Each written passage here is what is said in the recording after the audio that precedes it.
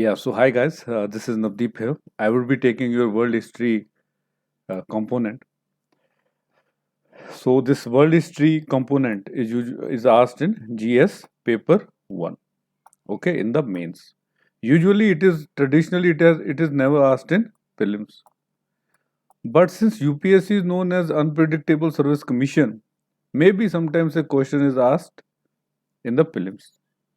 But if any question is asked in the prelims, I will hope that my video lectures cover the same. Okay. Also, from the last 8 years, it has been observed that in the GS1 the mains paper, usually one to two questions are asked from the world history. So, if you see here from the pattern, world history seems to be low yielding. Why it is low yielding? Because when you study world history, you have to study from 1757 up to 90s, the Cold War era. But after learning, after studying the expansion of 150 year, you have only asked one or two questions. So it's better to do the selective topics here, the major important topics from which the questions have been time and again asked in the mains. What I have done in these my video lecture series, I have prepared some 22 topics. So I have chosen it based on the papers, based on the importance, based on the pattern, 22 topics. What I'll be doing in this lecture series of the world history, I will be concentrating more on these 22 topics and then covering the others. Okay, so this is about me. Okay, so like in 2017, decolonization in the Malay Peninsula, a question of this pattern was asked. Malay Peninsula means your Malaysia, Singapore, and Myanmar. Okay, so it usually deals the decolonization of these areas and what were the effects, what led to the separation or division in this Malay Peninsula. Okay, so that we will cover. In 2016, anti-colonial struggle by elite Western educated individuals in the West Africa. This question was asked. Now, this question, though we don't directly study Africa in the in our syllabus, but this West African countries have a significance. That's why this question was asked. Okay, sometimes you have to relate the topics with the current topics also. During 2016-17, if we see, our present government was emphasizing on Act East policy. Act East policy. 90s we saw Look East policy. So there has been a shift in the gear from Look East policy to Act East policy. Okay. So that is why this question related to Malay Peninsula was asked. Okay. Now coming to the West Africa. Though this is not directly a part of the syllabus, but West African countries, especially Egypt and Ethiopia, these two are the founding members of what? NAM. And NAM we have to study in detail. NAM means non-aligned movement. That we have to study in detail. Also, if you see that the Africa somehow has been over the years a hotspot for the struggle between China and US. Even India has a military base in Djibouti in the Africa. So somehow what is happening is that captivating or utilizing the resources of Africa has been prime concern from the major industrial nations of the world, including China. It is often in news. So with relation to that this question was asked. Okay. So this was just a, I was giving you an insight so how the questions are asked. We will do the 6 year questions in detail in the later part of my lecture. Now comes the turn to study about the books, to learn about the books. Which books do we studied here? Okay. So first of all, I have made sure that if my lectures, you note every point in my lecture, if you go through it well, it covers almost all parts of the world history. But even if you want to be on the safer side and you want to study any book, there are usually many books available in the market. There's Norman Loewe, there's one Arjun Dev, NCRT and the Black Swan Orient, that one also, publication one also. So what I will emphasize is to one, watch all the video lectures. Second one is if you want to read any book,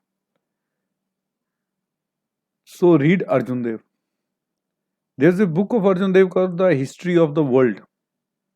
History of the World by Arjun Dev. It is from Black Swan Orient publications.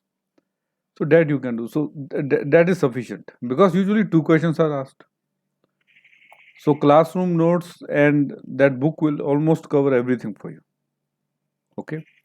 So we start it from 1757, the period of Industrial Revolution.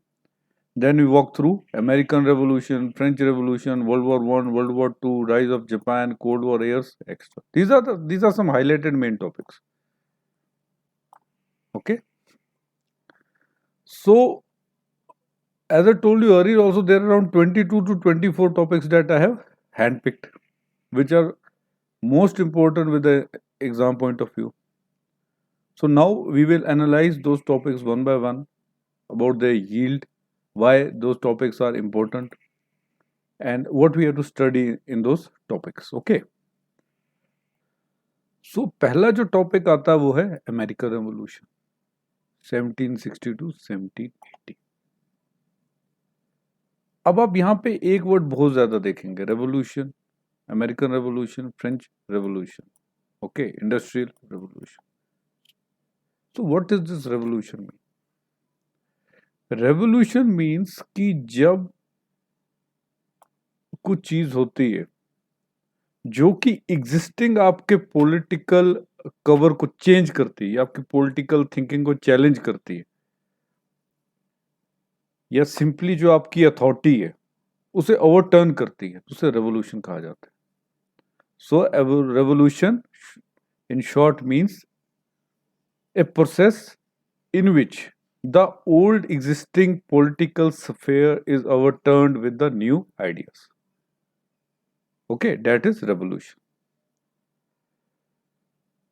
So, first important topic is American Revolution. It happened in 1760, extended up to 1780.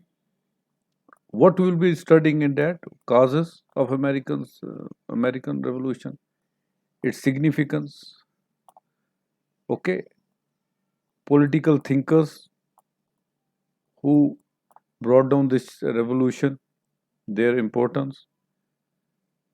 And other thing is creating an America which was first republic democratic of this world. Okay. सो ये हम लोग इस चीज में cover करेंगे. लेकिन अगर आप एक यहाँ पर एक चीज देखेंगे कि अमेरिकन रेवोल्यूशन में जो है आपकी पॉलिटिकल फ्रीडम की बात होती है, पॉलिटिकल फ्रीडम की बात होती है. After nearly 100 years of American revolution होती अमेरिकन सिविल वॉर 1861 1865. अब ये जो अमेरिकन सिविल वॉर होती है, it is mainly caused because of the law related to abolition of slavery. So US में जो होता तब स्लेवरी जो थी वो एग्जिस्ट करती थी. ओके, यूजुअली जो वहाँ के एफ्रो अमेरिकन बेस के जो लोग हैं उनमें ज्यादा प्रेवलेंट थी ये स्लेवरी. अब एक बार इन्हें इंडिपेंडेंस मिल गई ब्रिटेन से, पॉलिटिकल फ्रीडम इनको मिल गई 1780s में, तो उसके 100 years के बाद ये लोग बात करते हैं सोशल फ्रीडम की. सोशल फ्रीडम किससे? स्लेवरी जैसे एबल से. अब यहाँ पे सिविल वॉर क्यों होती है? क्योंकि यूएस जो था वो दो टुकड़ों में टूट चुका था. स्लेवरी को अबॉलिश करना है या नहीं करना है, जब ऐसा क्वेश्चन राइज हुआ स्टेट्स के बीच में, तो दो जो स्टेट्स थी वो दो टीम्स में एक हिसाब से डिवाइड हो गई। जो हाईली डेवलप्ड थी, जहां इंडस्ट्रियलाइजेशन थी, क्योंकि उन्हें एक चीप लेबर चाहिए था, उन्होंने मना कर दिया साउदर्न स्टेट्स ने कि हम स्लेवरी अबॉलिश नहीं करेंगे। ऐसे जो आपकी नॉर्दर्न स्टेट्स थी, जो मोस्टली डीलिंग विद एग्रीकल्चर थी, थोड़े प्रिमिटिव थिंकर्स थे वहां पे, उन्हें कहा नहीं, स्लेवरी जो है एक इवल है, स्लेवरी को क्या है, खत्म किया जाना चाहिए। सो वॉर होती है स्टेट्स के बीच में, and those who were rejecting this slavery, वो लोग जो है वॉर जीत जाते हैं। किनसे? जो सपोर्ट कर रहे थे स्लेवरी को। और बाद में फिर एक और वॉर होती है for the unification of the states, ताकि कोई भी स्टेट जो है अलग ना हो जाए। वो थोड़ा सा एक टाइम था सिविल वॉर के दौरान जब दो अलग अलग गवर्नमेंट्स बन चुकी थी, वो हम डिटेल में पढ़ेंगे।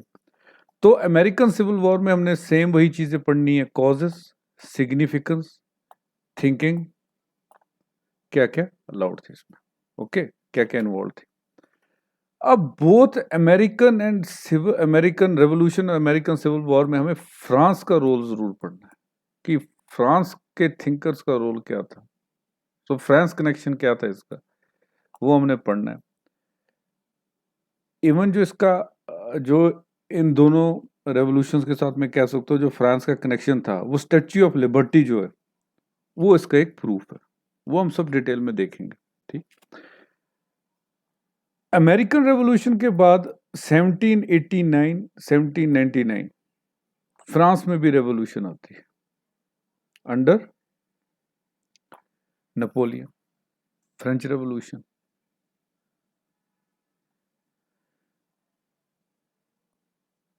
और ये रेवोल्यूशन भी जो है सेम, जो एग्जिस्टिंग पॉलिटिकल आपका स्फेयर था या जो आइडिया था, उसको ओवरथ्रो करके एक नया आइडिया या एक नया स्फेयर इनक्रॉप किया जाता है, अडॉप्ट किया जाता है।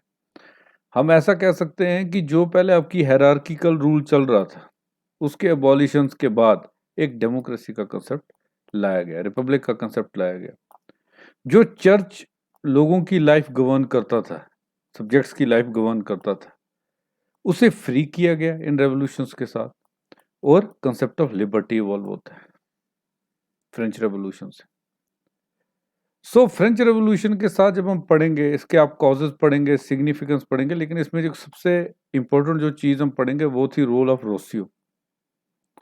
रोसियो जो था एक थिंकर था, पॉलिटिकल थिंकर था, और उसकी इंपॉर्टेंस आप इसी से लगा सकते हैं कि नेपोलियन ने यहां तक कहा था कि no no Rousseau no French revolution. Okay, so उसने सिंपल ये कहा कि अगर रोसियो ना होता तो ये फ्रेंच रेवोल्यूशन भी ना होती। अब पॉलिटिकल फ्रीडम जो अमेरिकन रेवोल्यूशन से मिली और सोशल फ्रीडम जो अमेरिकन सिविल वॉर से मिली, इसमें डिफरेंस क्या है? पॉलिटिकल फ्रीडम मींस कि आप अब गवर्न कर सकते हैं अपने आप को without external influence. Social freedom हो गया कि जो आपकी सोसाइटी में नेसेसरी या अननेसेसरी जो इवल्स है उनको आप इरेडिकेट कर देते।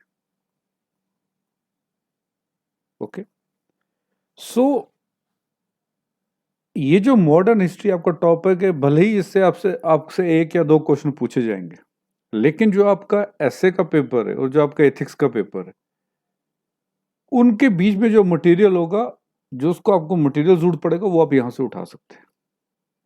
अगर आपसे क्वेश्चन पूछा जाता है कि Gandhi versus Ambedkar debate, Gandhi versus Ambedkar debate, तो आप ये पॉलिटिकल फ्रीडम और सोशल फ्रीडम का जो आइडिया है ये वहां पे यूज कर सकते हैं। कैसे? गांधी जो था वो पॉलिटिकल फ्रीडम का सपोर्टर था, और अंबेडकर जो था वो सोशल फ्रीडम का सपोर्टर था। ओके, इसलिए अगर आप देखेंगे, हम अंबेडकर जो कि हमारे फादर ऑफ कॉन्स्टिट्यूशन है, तो जब वो कॉन्स्टिट्यूशन बनाते हैं तो उसी कॉन्स्टिट्यूशन में वो आर्टिकल्स, कुछ इंपॉर्टेंट आर्टिकल्स रखते हैं सोशल फ्रीडम को इंश्योर करने के लिए।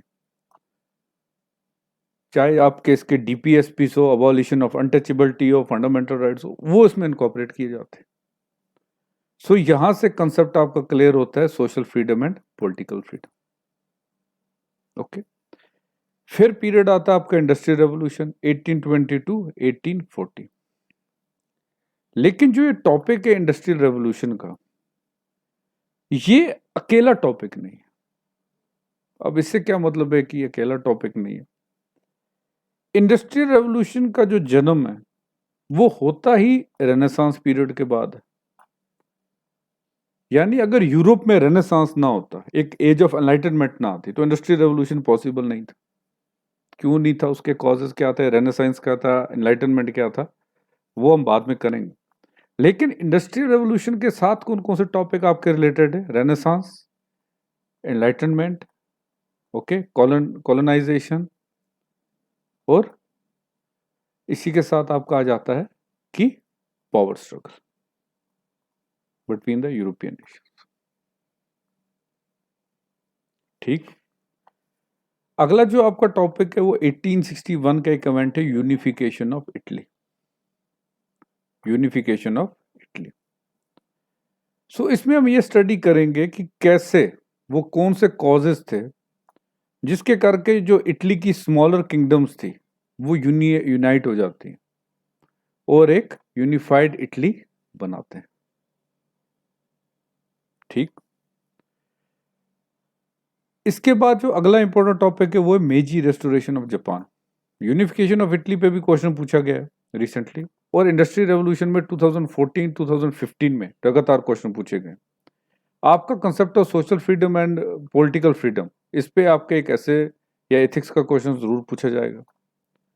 French revolution, American revolution, usually question normally किसी भी पीएससी में पूछे जाते हैं, यूपीएससी ने भी पूछे हुए।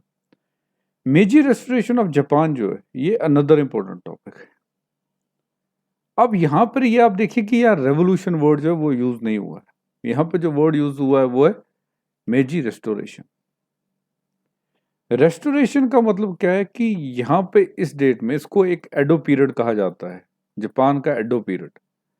अब इस फेज में होता यह है कि जो जापान के आपकी जो रूलिंग क्लास थी, जापान की रूलिंग क्लास को पावर दिए जाते हैं, पावर रिस्टोर किए जाते हैं उनके। ओके, और इसी के रेस्टोरेशन के बाद जापान जो है एक इंडस्ट्रियलाइजेशन के अंडर को जाता है। One of the first Asian countries जो इंडस्ट्रियलाइजेशन में जाता है, उसका बहुत ज्यादा इकोनॉमी बढ़ जाता है। टिल 1991 जापान की जो जीडीपी थी वो हाईली, बहुत फास्ट आगे जा रही थी, टिल माओ जेडोंग आपके चाइना में रिफॉर्म्स लाता है। That is a separate topic. लेकिन ये मेजी रेस्टोरेशन जो है, इसमें जो है आप किंग, जो वहाँ की रूलिंग क्लास थे, रूलिंग फैमिली थी या रूलिंग अथॉरिटी कहेंगे, उन्हें वापस पावर रिस्टोर किए जाते हैं। और वो बदले में क्या करते हैं, वो यहाँ पर पॉलिटिकल एंड इकोनॉमिक रिफॉर्म्स लाते हैं। इन्हीं इकोनॉमिक रिफॉर्म्स के करके क्या होता है, चाइना जो आपका जापान है ये इंडस्ट्रियलाइजेशन के अंडर को जाता है, इंडस्ट्रियल रेवोल्यूशन के अंडर को जाता है और एक इकोनॉमिक जायंट बन जाता है। ओके, सो ये इसमें भी जो चीजें हैं, कॉजेज वगैरह या इकोनॉमिक रिफॉर्म्स क्या थे, वो सब हमने स्टडी करने हैं। फिर बात आती है आपकी यूनिफिकेशन ऑफ जर्मनी की। यूनिफिकेशन की ऑफ जर्मनी की, जैसे इटली की यूनिफिकेशन हुई वैसे ही जर्मनी की भी यूनिफिकेशन हुई, लेकिन दोनों में एक डिफरेंस है। तो जो इटली की यूनिफिकेशन थी वो स्मॉलर स्मॉलर किंगडम्स को जोड़ के एक बड़ा एक इंटीग्रेशन बना जिसे इटली कहा जाता है, फेडरल फेडरेशन बना जिसे इटली कहा जाता है। यहाँ पे जो भूमिका निभाता है वो कांग्रेस ऑफ वियना था, सीओवी, कांग्रेस ऑफ वियना।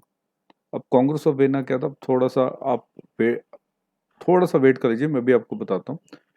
लेकिन जो जर्मनी की यूनिफिकेशन थी वो ऐसी थी कि जर्मनी जो था ऑलरेडी स्प्लिट हुआ था दो में, दो पार्ट्स में। अब ये स्प्लिट क्यों होता है, ये इसका एक कॉज है जो हमने स्टडी करना है। इसका एक पार्ट था Holi Roman umpire, Holi Roman umpire, और दूसरा था जर्मन कॉन्फेडरेशन। तो यहाँ पे रोल जो हम पढ़ेंगे वो पढ़ेंगे हम बिस्मार्क का।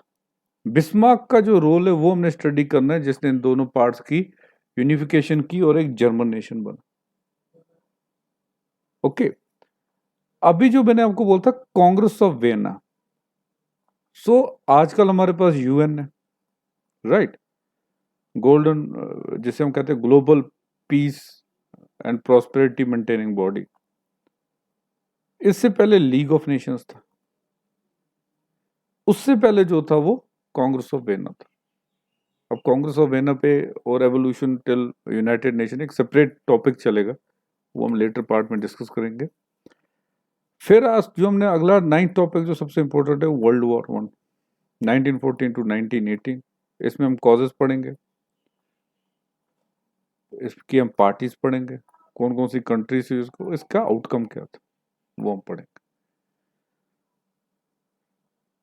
और इसके आउटकम में हम ये भी स्टडी करेंगे कि क्यों इसका जो वेरियस जो ट्रीटीज हुई उसे हार्श बोला कुछ नेशंस के, वो भी हम स्टडी। और ऐसा कहा जाता है किसी के आउटकम्स का, एक वर्ल्ड वॉर के आउटकम्स का एक बड़ा जो रिजल्ट था वो हमारा था rise of Nazism in Germany and fascism in Italy. Okay, so हमारे दो टॉपिक होंगे, rise of Nazism and rise of fascism. अब डायरेक्ट क्वेश्चन तो यूपीएससी कभी पूछेगा नहीं, हो सकता है ये आपसे कंपेयर करने को बोल दे कि आप नाजीज्म और फैसिज्म को कंपेयर कर दें। तो इसी के साथ हम जो अगला टॉपिक करेंगे वो होगा कंपैरिजन बिटवीन नाजीज्म एंड फैसिज्म। इसकी हम सिमिलरिटीज भी चेक करेंगे, और इसमें अगर कोई डिफरेंस आता है तो किसमें क्या डिफरेंस है वो भी हम चेक करेंगे। ओके, इसके बाद थर्ड सबसे इंपॉर्टेंट रेवोल्यूशन जो है रशियन रेवोल्यूशन आती है। यहां पे हम सबसे पहले पॉलिटिकल थिंकर्स का रोल पढ़ेंगे, लेनिन का। उसके बाद हम ऑटोक्रेसी का कंसेप्ट यहां पर पढ़ेंगे, और थर्ड जो हम चीज पढ़ेंगे वो होगा आउटकम। ओके, फिर हम वर्ल्ड वॉर टू के बारे में पढ़ेंगे, 1939 to 1949। What were the causes that led to the world war two, सबसे पहले कॉजेस, फिर लीग ऑफ नेशंस इसे स्टॉप क्यों नहीं कर पाया वो हम पढ़ेंगे, आउटकम्स के बारे में पढ़ेंगे, allied powers and axis power उसके बारे में स्टडी करेंगे। ये देखा गया कि 1945 के बाद यानी वर्ल्ड वॉर टू के बाद एक ग्लोबल पावर इमर्ज होता है जिसे हम कहते हैं यूएसए। लेकिन इसी यूएसए को बैलेंस जो है कुछ टाइम तक करके रखता है सोवियत यूनियन, यूएसएसआर, लेकिन उसकी डिसइंटीग्रेशन हो जाती है। ओके, तो इसकी प्लेस जो है एक बड़ा देश ले लेता है जिसे हम रशिया कहते हैं। लेकिन इन्हीं के बीच में एक थर्ड व्हील आ जाता है। आफ्टर 1949 माओ सेतुंग की रेवोल्यूशन होती है, कम्युनिस्ट रेवोल्यूशन आती है चाइना में 1949 में। फिर माओ जेडोंग जो है आपके कुछ इकोनॉमिक रिफॉर्म्स लेके आता है, जो चाइना को एक रनिंग इकोनॉमिक जाइंट बना देता है, उसे एक इंडस्ट्रियल हॉटबेड बना देता है। तो इसी स्ट्रगल में एक थर्ड व्हील आके जुड़ता है, चाइना। अब ये चाइना इंपॉर्टेंट क्यों अगर देखा जाए, तो चाइना इसलिए इंपॉर्टेंट भी है क्योंकि जो करंट पर्सपेक्टिव है जो इंडिया के साथ स्पेशली हो रहे हैं, आपका गलवान इशू हो या कोई इशू, तो वहां पे अक्सर हमने ये देखा हुआ है कि चाइना का जो background, how China became this much powerful, वो स्टडी करना बहुत ज्यादा जरूरी है। So this topic is most important for this year. उसके बाद अब जो टॉपिक्स आते हैं वो छोटे छोटे टॉपिक्स है लेकिन बहुत इंपॉर्टेंट टॉपिक्स है, कभी उन पे क्वेश्चन पूछा जाता है, जिसमें 1925 का 29 का अमेरिकन डिप्रेशन आता है जो इकोनॉमिक स्लो डाउन हो गया था। फिर इसके बाद इधर role of liberalization of the economic policies होता है, वो यहाँ पे हम स्टडी करेंगे। लीग ऑफ नेशंस हम स्टडी करेंगे, फॉर्मेशन ऑफ यूनाइटेड नेशंस करेंगे। फिर यूएसए और यूएसएसआर के बीच में जो पावर स्ट्रगल प्रॉगर टफल चला for the superiority of the world यानी कोल्ड वॉर, वो अनदर इंपॉर्टेंट टॉपिक है, वो हम स्टडी करेंगे। इसके बाद जो करंटली जो काफ़ी टाइम से इशूज चल रहे हैं, लाइक इसराइल फलस्तीन, Iran Iraq wars, Iranian revolution, ये सब टॉपिक्स हम डिस्कस करेंगे मिडिल ईस्ट में विद, और इसी के साथ विद रिस्पेक्ट टू इंडिया भी देखेंगे, ताकि आपके जो आईआर का पार्ट है वो भी कंप्लीट हो जाए। फिर अब क्योंकि ब्रेग्जिट बहुत ज़्यादा न्यूज़ में है, तो हमारा अगला जो क्वेश्चन रहेगा वो रहेगा कि यूरोपियन यूनियन जो आपका है, इसका फॉर्मेशन और इसका प्रेजेंट, दोनों इसको हम लोग कवर करें। अब जैसा मैंने आपसे कहा, टिल 91 यूएसएसआर और यूएसए के बीच में पावर स्ट्रगल चला। 91 में यूएसएसआर की डिसइंटीग्रेशन हो जाती है और रशिया अलग हो, रशिया जो टूट जाता है, तो यूएसएसआर को टूट के रशिया बना, और भी कुछ छोटे नेशंस बने, तो हम फॉल ऑफ सोवियत यूनियन पढ़ेंगे। अदर इंपॉर्टेंट टॉपिक जो यहाँ पर हम डिस्कस करेंगे वो होगा non align movement, role of Indian leaders and African nations in this war. तो ये 24 जो टॉपिक्स हैं, ये वो टॉपिक्स हैं जो हम यहाँ पे किसी न किसी तरीके से कोशिश करेंगे कि राउंड जितने ये 30 लेक्चर की सीरीज चलेगी, इसमें हम completely full with respect to both, अगर प्रीलिम्स में क्वेश्चन आ जाए और अगर मेंस में क्वेश्चन आए, तो दोनों टाइप से हम इससे जो है कवर कर पाए। ओके, अब जो मैंने इंपॉर्टेंट टॉपिक्स आपको बोले हैं, आप उसे नोट डाउन करके रखें। और अब हम लास्ट ईयर्स के कुछ क्वेश्चंस देखते हैं जो वर्ल्ड हिस्ट्री के यूपीएससी एग्जाम से पूछे गए। 2019 में आपका क्वेश्चन आता है, foundation of the modern world वो led by American and French revolution, इसे एक्सप्लेन करना था।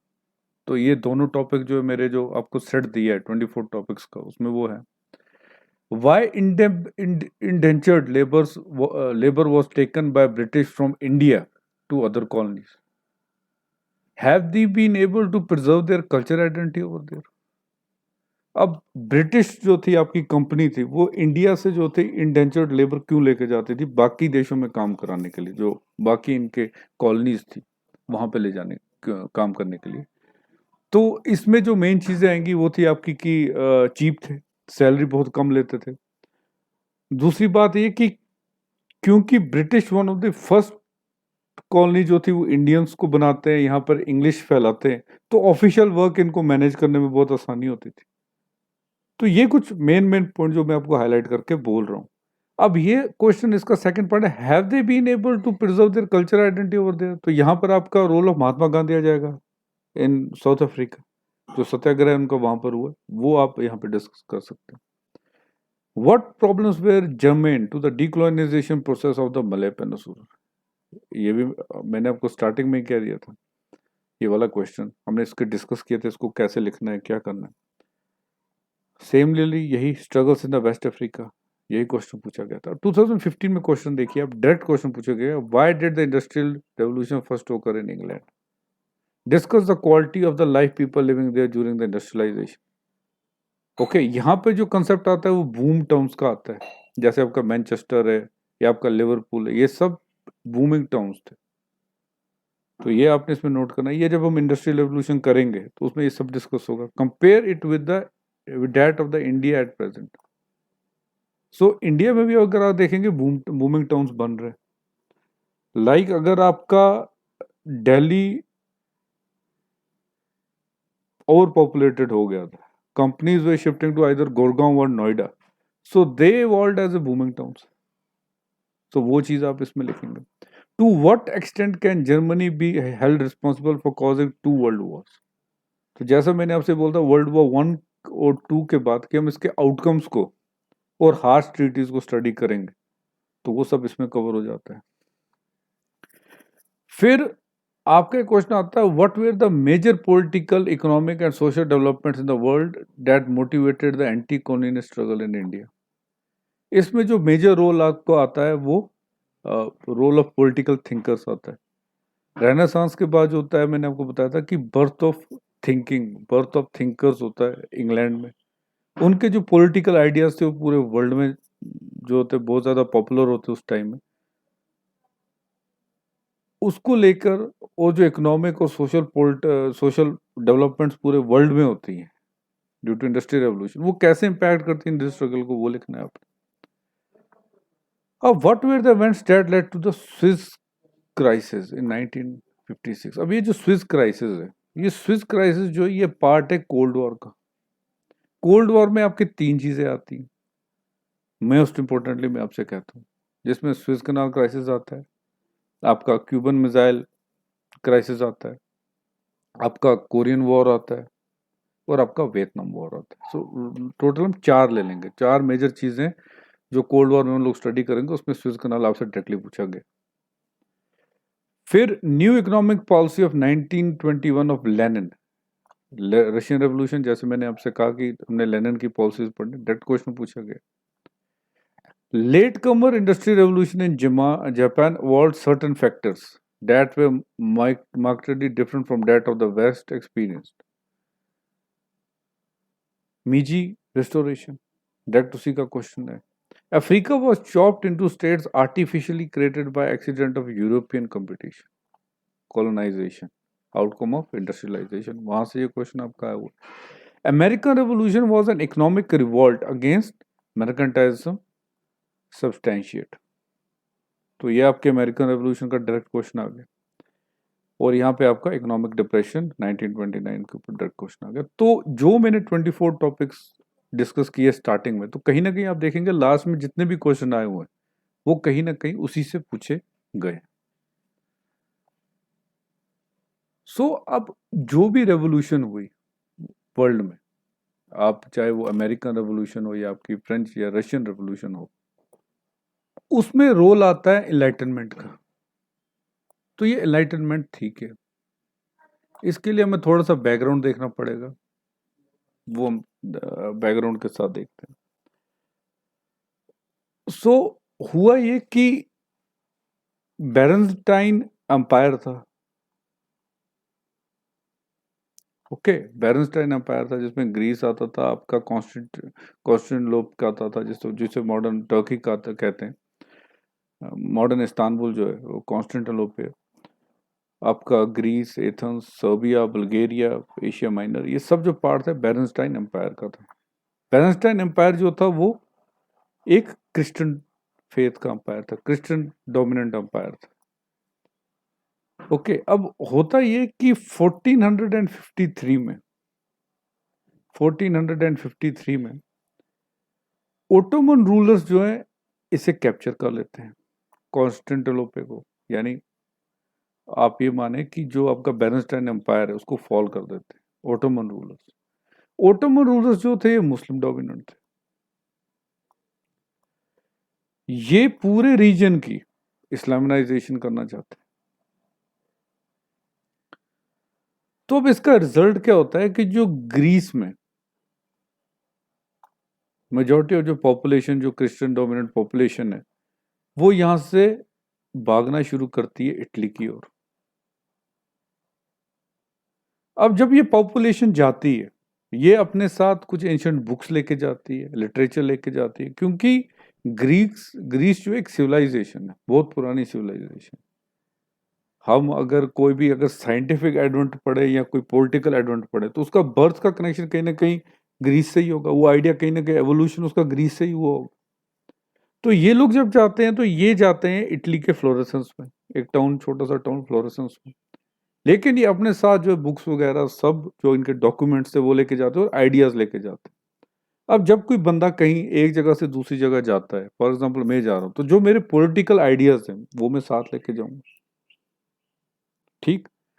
तो इस पार्ट को आप यहीं पर पॉज कर दीजिए, फ्लोरेंस की जगह पे। सो 1453 ओटोमन जो है, ओटोमन अंपायर जो है फॉल करता है बैजेंटाइन को, और पॉपुलेशन जो है ग्रीस से मूव करती है इटली, फ्रांस, हम यहीं पे रुक जाते हैं। अब उस टाइम पे जो ये यूरोप था, उस टाइम पे यूरोप में क्या चल रहा था? उस टाइम पे यूरोप में जितने भी नेशंस थे, नेशन तो उसे कह नहीं सकते, या जितने भी कंट्रीज या जितनी भी स्टेट्स थी, वहां पे एक कंसेप्ट चल रहा था कि divine rule of king, divine rule of king. अब उसका मतलब क्या है? आपको अगर आपने मेडाइवल हिस्ट्री पढ़ी होगी तो हमें पता है कि बलबन जो है नोबल्स की अथॉरिटी कम करने के लिए एक कंसेप्ट लेके आता है, जिल इलाही। जिले इलाही मीन्स कि जो किंग है he is the shadow of God on the earth. यही जिले इलाही का कंसेप्ट जो था वो यूरोप में उस टाइम प्रिवेलेंट था, यानी king can never be question, the action of king can never be question. Okay, so यहां पे जो किंग था वो एक डिवाइन रूल जो था एंजॉय करता था। ऐसा माना जाता था कि जो किंग है he is the shadow of God on the earth. Okay, और मासेस जो उसको क्वेश्चन नहीं कर सकते। अब क्योंकि किंग जो है अपना पावर गॉड से ड्राइव करता है डायरेक्टली, लेकिन इसी गॉड का जो है यहाँ पे जो प्रीचर्स का जो हेड है या जो गॉड का जो एक हम कह सकते हैं कि एक फेस जो अर्थ पे, वो वेटिकन था, मॉडर्न वेटिकन यानी पोप था, या चर्च कह सकते हैं, उस चर्च था। तो यहां से डायरेक्टली अगर हम देखेंगे तो किंग और चर्च के बीच में जो एक डायरेक्ट रिलेशन इवॉल्व होता है। इवन उस टाइम की कंडीशन यूरोप की ऐसी थी कि किंग भी जो अगर अपॉइंट करना है तो वही होता था जो जिसे चर्च अप्रूव करता था। अगर चर्च किसी किंग को के नाम पे मोहर नहीं लगाता है तो ही can't be appointed as the king. So much was the interference. अब मैंने आपसे थोड़ी देर पहले कहा कि overturning of the authority is known as revolution. अब कोई बंदा अथॉरिटी को ओवरटर्न क्यों करना चाहता है? उसके तीन मेजर रीजंस होते हैं। पहला रीजन सोशल ऑपरेशन, जब वो उसे फेस होगा, जब उसे सोसाइटी में बहुत ज्यादा ऑपरेशन अथॉरिटी की तरफ से फेस करना पड़ेगा तो वो रिबेल करेगा। दूसरा इकोनॉमिक, अगर आप इकोनॉमिकली किसी बंदे को ऑपरेस कर रहे हैं, फॉर एग्जांपल जो उस टाइम का यूरोप था, तो यूरोप का 1/3 जो लैंड था वो directly in the control of church था, यानी उस पर जो कल्टीवेशन थी और जो उसका रेवेन्यू था वो चर्च को जाता था। तो कहीं ना कहीं आप जो वहां के जो पीजेंट्स है, पीजेंट क्लास, उसको आप इकोनॉमिकली सप्रेस कर रहे, ओप्रेस कर। तीसरी बात पॉलिटिकल ऑपरेशन। अब यूरोप में उस टाइम पे पॉलिटिकल ऑपरेशन भी था। पॉलिटिकल ऑपरेशन कैसे था कि किंग जो है वो डिवाइन रूलर है, आप किंग को क्वेश्चन कर नहीं सकते। ओके, और जो चर्च था ये किंग को कंट्रोल करता था। अब तब वहां पे कंसेप्ट जो आता है वो लेटर ऑफ इंटेलिजेंस का आता है। एक छोटा सा एक पार्ट का कंसेप्ट मैं आपको समझा देता हूँ कि कैसे पॉलिटिकल ऑपरेशन हो रहा था। अगर कोई बंदा, कोई रिच मैन कोई क्राइम करता था तो वो चर्च को पैसा पे करता था,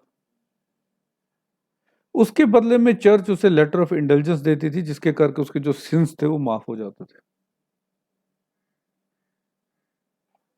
ठीक। और अगर कोई किंग कोई नया लॉ बना रहा है जो for example welfare of the common citizens हो, लेकिन जो आपके जो चर्च उसे प्रूव नहीं करते तो लॉ नहीं बनता था, तो वहां पर आपका पॉलिटिकल ऑपरेशन हो। ठीक। तो ये तीनों ऑपरेशंस जो थे उस टाइम के यूरोप में थे। अब आ जाइए वापस यहाँ पे फ्लोरेंस में। अब जो उस टाइम के लोग थे वो वही चीज सोच सकते थे जो चर्च उन्हें कहता था। फॉर एग्जाम्पल मैं आपको एग्जाम्पल दे देता हूँ। ऐसा कहा जाता था कि बाइबल में लिखा है कि जो अर्थ है वो फ्लैट है। सो अकॉर्डिंग टू चर्च, अगर कोई बंदा यहां से यहां ट्रेवल कर रहा है या यहां से यहां ट्रेवल कर रहा है बाय शिप, तो एक ना एक टाइम पे आप अर्थ से पलट जाएंगे, आप अर्थ से नीचे गिर जाएंगे, क्योंकि अर्थ फ्लैट है। तो इसलिए जो यूरोपियन जो सेलर्स थे बहुत ज्यादा टाइम तक वो जो है एक्सप्लोरेशन नहीं कर रहे थे। ओके, लेकिन अब हम वापस से जो है अपना पूरे का पूरा फोकस लेके आते हैं फ्लोरेसेंस में। फ्लोरेसेंस में क्या होता है, ग्रीस जाते हैं। अब जब ग्रीक से जगह पे जाते हैं तो वो क्या करते हैं, वो आइडियाज फैलाते हैं डेमोक्रेसी के, अथॉरिटी के,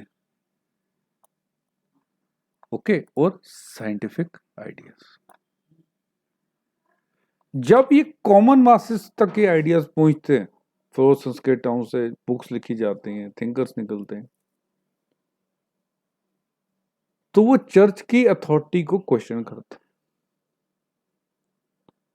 अब चर्च इतना पावरफुल था उस टाइम पे कि आप चर्च की अथॉरिटी को डायरेक्टली क्वेश्चन नहीं कर सकते, ओके।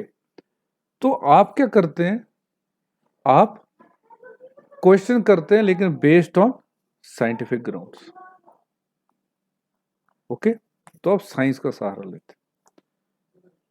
फॉर एग्जाम्पल, जब इन्होंने कहा, चर्च जब बाइबल में लिखा था कि अर्थ जो है फ्लैट है, इसे गलत प्रूव करने के लिए, क्योंकि वो इससे कई सौ साल पहले ग्रीक्स प्रूव कर चुके थे कि अर्थ जो है वो स्फेरिकल है। तो मैगेलन जो है वो एक वॉयज पे निकलता है अपनी शिप पे। वो जिस जगह से स्टार्ट करता है, कुछ टाइम के बाद जब वो रिटर्न करता है तो उसी पॉइंट पे वापस पहुंचता है, from the other side, round of direction जैसे कहा जाता है, वहां से। तो ये प्रूव करता है कि अर्थ जो है वो स्फेरिकल है। दो आज भी जो इस दुनिया में जो है एक सोसाइटी होती है जिसे फ्लैट अर्थ सोसाइटी कहते हैं, फ्लैट अर्थ सोसाइटी, तो वो आज भी बिलीव करते हैं कि जो अर्थ है वो फ्लैट है। That's the other part of the question. So कहने का मेरा मतलब ये था कि मैगेलन ने जो है प्रूव किया कि अर्थ जो है वो स्फेरिकल है बेस्ड ऑन साइंटिफिक एक्सपेरिमेंट। तो अब अगर किसी चीज के एक्सपेरिमेंटेशन से आप प्रूव कर सकते हो, तो यहां पे जन्म होता है क्यूरोसिटी का। और जब एक बार क्यूरोसिटी का बर्थ हो गया, तो इसी क्यूरोसिटी से फिर आपकी इन्वेंशंस होती हैं, okay. So if you see, this curiosity has been a base for the many inventions around the world, okay. एक आप चर्च को क्वेश्चन करना शुरू कर दिए, दूसरा आप में क्यूरियोसिटी आ गई थी, एक साइंटिफिक क्यूरियोसिटी आ गई थी जिसके करके आपने इन्वेंशन शुरू कर दी, आपने एक्सप्लोरेशन डिस्कवरी शुरू कर दी। चौथी चीज, आप एक टाइम पे जो लिटरेचर है अदर देन बाइबल, अब आप लिटरेचर वर्क में जो है अपना योगदान देना शुरू कर देते हैं। इसी टाइम में जो होता है आपके शेक्सपियर का बर्थ होता है। तो ये जो एकदम से चेंज आ गई थी, फॉर द इन्वेंशंस हो रही थी, like printing press was invented, even spinning jenny, machines like spinning jenny was invented, water wheels was invented. So कहीं ना कहीं जो कॉटेज इंडस्ट्री थी वो एक बड़े कंपोनेंट प्रॉपर एक इंडस्ट्री में शिफ्ट होने के लिए तैयार हो चुकी थी ड्यू टू दीज इन्वेंशंस। तो इस पीरियड को कहा जाता है रेनेसांस। इस पीरियड को कहा जाता है रेनेसांस का पीरियड, ओके। सो यूरोप में इस ओटोमन अंपायर के आने से एक नई नॉलेज की वेव चली, रेनेसांस जिसे कहा जाता है, जहां चर्च की अथॉरिटी को जो है क्वेश्चन किया गया, नई साइंटिफिक एडवांस हुई, एक्सप्लोरेशन हुई, और इस पीरियड को कहा गया है रेनेसांस, ओके। सो अब जो हमारा नेक्स्ट टॉपिक है वो है रिफॉर्मेशन। अब आप रेनेसांस तो ले आए, चर्च को तो आपने क्वेश्चन कर दिया, चर्च के अथॉरिटी को आपने क्वेश्चन कर दिया, लेकिन जब ग्रीक्स आते हैं, ग्रीक्स अपने साथ साइंटिफिक आइडियाज के साथ साथ पॉलिटिकल आइडियाज भी लेके आते हैं। कौन से पॉलिटिकल आइडियाज लेके आते हैं? वो लेके आते हैं political ideas like social contract theory, जिसका ओरिजिन जो है वो प्लेटो पे जाता है। अब ये चीजें क्या कहती है, सोशल कॉन्ट्रैक्ट थ्योरी क्या कहती है? ये सिंपली ये कहती है कि जो स्टेट के, जो एक स्टेट है, स्टेट में जो मासेस हैं, जो लोग हैं, जो कॉमन पीपल हैं, और जो अथॉरिटी है, जो रूलर है, वो एक कॉन्ट्रैक्ट के साथ एक दूसरे के साथ बंधे हुए हैं,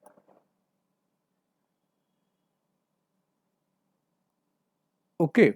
इनकी ड्यूटी ये है कि ये जो लीगल लॉज इन्होंने बनाया हुआ है, और ये जो सोशल, जो ये अथॉरिटी है, इन्हीं लोगों ने आपस में ही अपॉइंट की हुई है।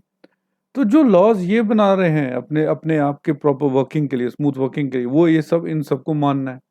अथॉरिटी का काम ये क्या है, इन्हें सिक्योरिटी देना। सिक्योरिटी किसकी? Security to life, liberty and property. तो अगर अथॉरिटी अपने इन 3 कामों में, जिसको सिर्फ 3 काम दिए गए हैं, इनमें फेल हो जाते तो आप अथॉरिटी को ओवरथ्रो कर सकते। ओके, तो ये ऐसे पॉलिटिकल आइडियाज जो है ये भी ग्रीक्स अपने साथ लेके आते हैं, जिसपे आगे चल के बहुत सारे जो पॉलिटिकल थिंकर्स है अपनी अपनी एक थ्योरी बनाते हैं, वो हम देखेंगे। लेकिन अब चर्च जब क्वेश्चन हो चुका था, तो क्रिश्चियनिटी कहीं ना कहीं खतरे में पड़ गई थी। अब जो ये पूरे का पूरा यूरोप था, एक क्रिश्चियनडोम था, मेजॉरिटी क्रिश्चियन थे। इन्होंने चर्च से कहा कि अगर आप चाहते हैं कि हम आपके साथ जुड़े रहें, तो अपने आप रिफॉर्म्स लेके आए। ये किसने कहा? एक क्लर्जी ने कहा, जिसका नाम था मार्टिन लूथर। इसने of course that letter of indulgence जिससे मैंने बात की थी, वो जो अदर चर्च है वो उससे जैसे करप्शन वगैरह, उसके खिलाफ आवाज उठा रहा था। तो इसने जो रेडिकल कैथोलिक चर्च है उसे कहा कि आप अपने अंदर एक रिफॉर्म्स लाइए। रिफॉर्म्स कैसे लाइए? जो लैटिन में आपकी बाइबल है उसे आप लोकल लैंग्वेजेस में प्रिंट करना शुरू करिए, ताकि जो मासेस है वो इसे पढ़ सके।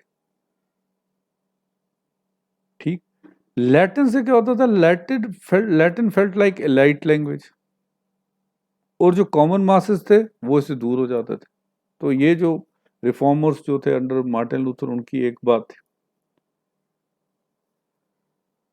सो अब जो इन्होंने रिफॉर्म्स चर्च को लिखे, तो वो उसने भी जो है यूरोप में जो एक डिवाइड लिया है।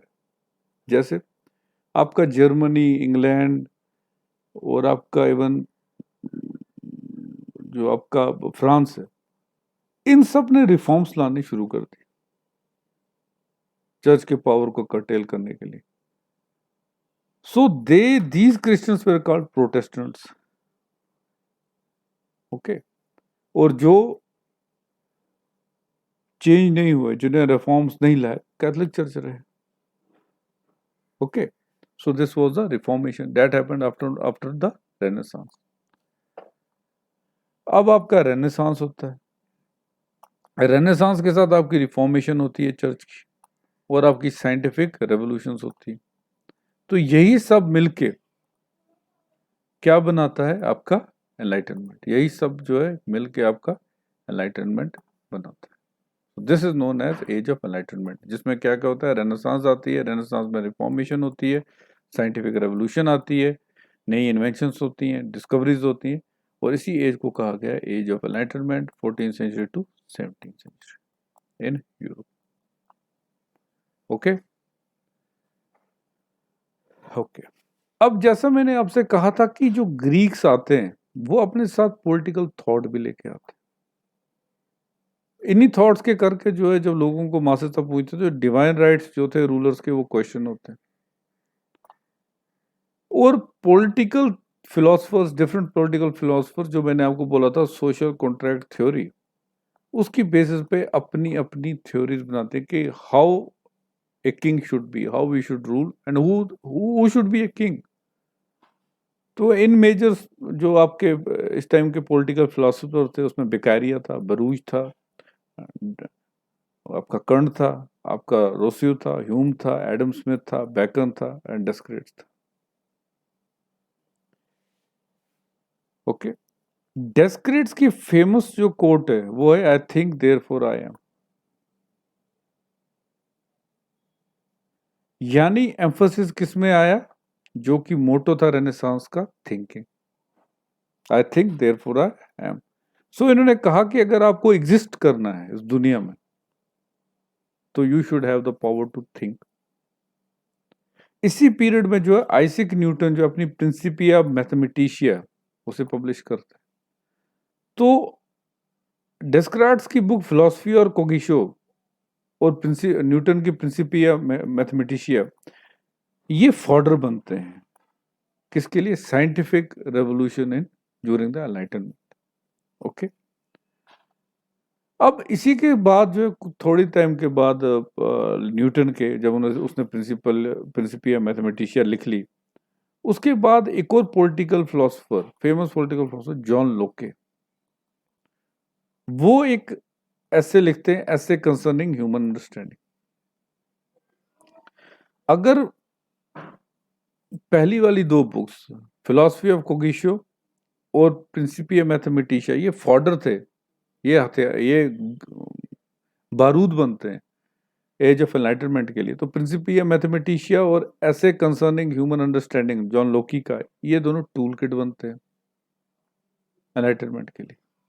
ठीक, अब इसी के तुरंत बाद इमैनुअल कांट आते हैं। ये कैसे लिखते हैं what is enlightenment? Immanuel Kant इसमें कोट करते हैं, dare to know, have courage to use your own reason. तो ये कहीं ना कहीं ये कहते हैं कि जो चर्च ने बुक्स में लिखा है उसे डायरेक्ट ना माने, कहीं ना कहीं अपना भी आप थिंकिंग लगाएं। ओके, सो ये लिखते हैं। तो इसी के बाद जो है और ज़्यादा डिफरेंट अप्रोचेस के साथ बहुत सारे पॉलिटिकल जो आपके फिलोसफर्स थे वो डिफरेंट बात करते हैं, जिसमें David Hume, Rousseau, Thomas Jefferson, Voltaire और फेडरिक द ग्रेट।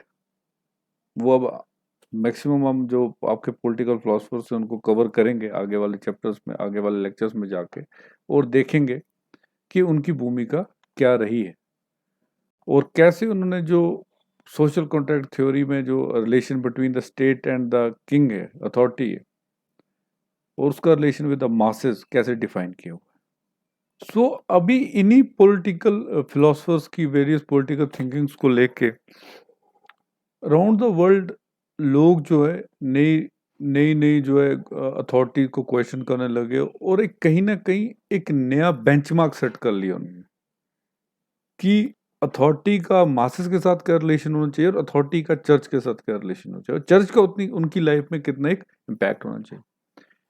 ऐसे ही थिंकर्स थे थॉमस पेन और थॉमस जेफरसन, जिन्होंने डिक्लेरेशन ऑफ इंडिपेंडेंस जो है अमेरिकन रेवोल्यूशन के बाद फ्रेम किया। और जब ये डिक्लेरेशन ऑफ इंडिपेंडेंस फ्रेम करते हैं तो ये हेल्प किसकी लेते हैं? जॉन लोकी की उसी एसे की, जो अभी मैंने आपको पीछे बताया। ओके, सो ये एसे कौन सा था? ये जॉन लोकी का एसे था, एसे कंसर्निंग ह्यूमन अंडरस्टैंडिंग। सो इसी को फ्रेमवर्क बना के डिक्लेरेशन ऑफ इंडिपेंडेंस जो यूएसए की है उसे ये लोग बनाते हैं। फ्रेंच रेवोल्यूशन के बाद जो है रूसियों के जो आइडियाज हैं कहीं ना कहीं वो पहले ही फ्रांस में जो बहुत ज्यादा पॉपुलर होते थ्रू आउट द वर्ल्ड वो फैलना शुरू कर देते हैं। इवन इंडिया में भी रूसियों के जो आइडियाज थे लिबर्टी के, स्टेट इंटरफेरेंस के, जो बिल्कुल नेगेटेड थी, उसके ऊपर बात होने लगी। और इसी पीरियड के बाद वोयेजेस एंड होने लगी, डिफरेंट कॉलोनीज बनी, इंडस्ट्रियलाइजेशन को नया मार्केट मिला। तो ये सब कुछ जो भी हुआ ये आपके रेनेसांस पीरियड के बाद ही हुआ। सो मेन काज इसका वो हम डिस्कस कर चुके हैं, रेनेसांस का क्या था, फिर रिफॉर्मेशन क्या हुआ, रिफॉर्मेशन क्या चाहता था, प्रोटेस्टेंट्स कौन है, तो ये सब हम डिस्कस कर चुके हैं। तो और अब कुछ मेजर इन्वेंशंस जो इस पीरियड में हुई, रेनेसांस की पीरियड में, उसमें प्रिंटिंग प्रेस था, आपकी वुड ब्लॉक प्रिंटिंग था, पेंडुलम था, आई ग्लासेस था, टेलीस्कोप था, माइक्रोस्कोप था। अब टेलीस्कोप से जो आ गया, कहीं ना कहीं जो आपकी होली बुक्स में लिखा हुआ था, जो जो चीजें लिखी हुई थी, कहीं ना कहीं वो डायरेक्टली आप क्वेश्चन करने लगे और प्रूव करने लगे वाया एक्सपेरिमेंटेशन की चर्च जो हमें आज तक गलत बोलता है वो। ओके, प्रिंटिंग प्रेस से क्या हुआ, जो आपकी रिलीजन या होली स्क्रिप्चर्स थे और जो बाकी के पॉलिटिकल आइडियाज थे वो मासेस तक पहुंचने लगे। Telescope, scientific experiment, microscope, microscope का रोल क्या है इसमें? रेनेसांस में तो इसकी इन्वेंशन होगी, लेकिन एक रोल भी है इसका। चर्च पहले ये कहता था कि अगर कोई आदमी बीमार हो जाता है, so if a person falls ill, it is because of his bad deeds. तो माइक्रोस्कोप के आने के बाद ये हमें पता लग गया कि it is not because of bad deed, these are the germs. तो जर्म थ्योरी की जो है एवोल्यूशन हो जाती है यहाँ से। ठीक। उसके बाद आपका बैरोमीटर, मस्किट। अब इंडस्ट्रियल रेवोल्यूशन हो चुकी थी, कॉलोनीज बन रही थी, तो वहां पे वॉर होनी, तो वहां पे मस्किट ने जो है पावर प्ले किया बहुत ज्यादा, आपकी टेरिटरी जो उसको कैप्चर करने के लिए। थर्मोमीटर, वॉच, फ्लश टॉयलेट, और बहुत सारी ऐसी जो डिस्कवरीज हुआ रेनेसांस के पीरियड में। दो ये जो सबमरीन है और आपका पैराशूट है, इनका खाली एक थ्योरेटिकल जो काम था वो रेनेसांस में होता, प्रैक्टिकलिटी जो इनका फाइनल जिसे हम कहेंगे एवोल्यूशन, वो काफी लेट हुआ। इंटरेस्टिंगली जो आपकी आइसक्रीम है और जो आपका मेंस वेयर है, इसका जो एवोल्यूशन है वो भी रेनेसांस के ही पीरियड में हुआ, इन इटली में। ओके, सो ओके, सो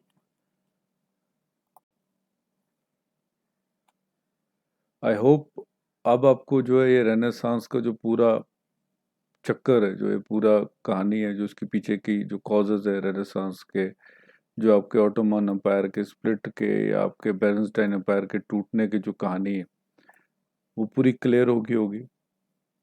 इसे एज ऑफ एनलाइटनमेंट क्यों कहा जाता है, साइंटिफिक रेवोल्यूशंस क्या क्या, वो सब क्लियर हो गए होंगे। अब जो वेरियस पॉलिटिकल फिलोसफर्स जिनकी इस पीरियड में जो है कहीं ना कहीं बर्थ होती है, जिन आइडियाज की बर्थ होती है, वो हम नेक्स्ट क्लास में सब देखेंगे।